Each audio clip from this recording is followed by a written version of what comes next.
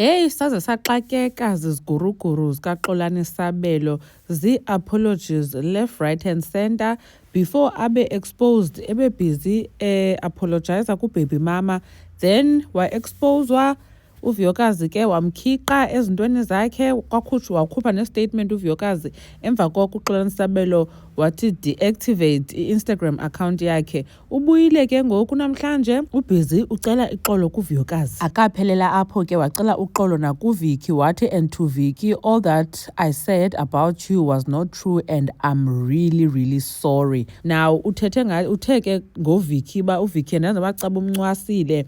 uVicky uyithome njani afuna indoda yechomi yakhe, waphinda wachaza noba uVicky ukwanayo caba enye indoda ese-UK and laa ndoda caba ifuna umposta uVicky, but then ke uVicky akafuni ngoba loku unawo amanye amadoda akhe apha eSouth Africa.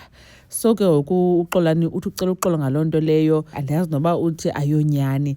uXolani uzive ngabani ke ngoku ezo nto ngoVicky? I wonder akazivanga ngoVuyokazi na. Akuphelelanga ke apho ubaby mama nanko okhupha esinye isigaxa. Njengoba uXolani ecela uxolo nje, ubaby mama uyachaza uba uXolani lo nguye bemnike i-instruction yoba ufuna uba atrendise uVuyokazi if uVuyokazi akayifakanga imali yomntwana. Nikhumbula mos laa mali ebesithi uba makayifune, uba uyifakile azayithathe ayitye noba wenze into noba uthenga ifowuni. Khanizimamelele, nantsi ke i-call recording. Angisenayo inamba kalondi mina. Like ngicine kudala ukukhuluma naye. I can even show you ama-chats wethu. Ome kancane ke mawukuthi akayifaki kusasa imali, hayi ngizokutshela mina ukuthi ake awutrendise nako. Ebebhale i-caption ke uNoSimphiwe ethi, that time ebethi nditrendise uwife kanti akazi ndiseqhingeni, shame oyena mntu ozawuvela nguye uba yiboss yezinja. Xolani is a sick man. So uYolakazi ke nake waconfuse wathi hayibo, why? Because the wife is unknown and did nothing. Ucipha uYolakazi becinga uba uthi makatrendise ex-wife kanti hayi uthi uVuyo. Uba niyamamelisa kakuhle apha ekugqibeleni uyachaza uba uVuyo. Ndiyifumene kuFacebook ke laa ntuka ibiyi-comment ebibhalwe ngubaby mama kaXolani kwipost kaYolakazi Chake on Facebook.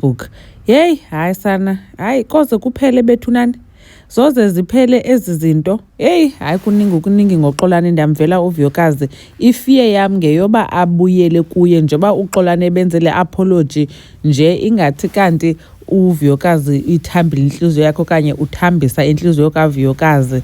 Anyways, khanitshoni noba nicinga ntoni ngoXolani. Ndiyayazi ninomsindo bethuna, ndiyanibona kwi-comments. Hey, anifuni nova ngosibali wekhantri. Oh yini, bye.